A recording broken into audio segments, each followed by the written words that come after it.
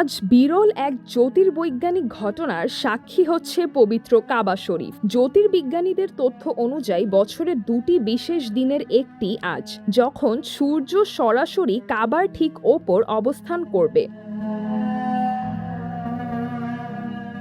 Gulf নিউজের প্রতিবেদনে বলা হয়েছে, মক্কার স্থানীয় সময় দুপুর 12:26:44 সূর্য প্রায় 90 ডিগ্রি কোণে কাবার ওপর অবস্থান করবে। এ সময় দিগন্তের ওপরে যেখানে সূর্য দৃশ্যমান থাকবে, সেখান থেকে সূর্যের দিকই হবে কাবার দিক, আর যে কোনো খাড়া বস্তুর ছায়া পড়বে ঠিক বিপরীত দিকে।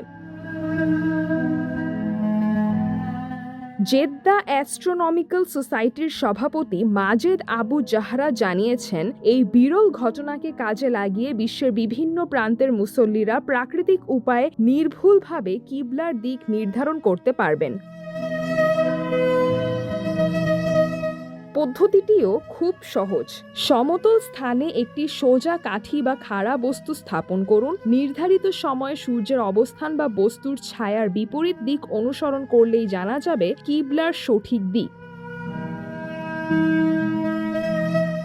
বিশেষজ্ঞদের মতে, মক্কা থেকে দূরের দেশগুলোতে কিবলা নির্ধারণের জন্য এটি সবচেয়ে নির্ভরযোগ্য প্রাকৃতিক পদ্ধতিগুলোর একটি। আর মক্কার আশপাশের এলাকাগুলোতেও বিদ্যমান কিবলার দিক যাচাই করতে এই ঘটনা গুরুত্বপূর্ণ ভূমিকা রাখে। জ্যোতির্বিজ্ঞানীরা বলছেন, এটি সম্পূর্ণ একটি প্রাকৃতিক জ্যোতির্বৈজ্ঞানিক ঘটনা, যা প্রতি বছর মাত্র 2 বার ঘটে এবং কিবলার দিক নির্ধারণে দীর্ঘদিন ধরেই ব্যবহার হয়ে আসছে।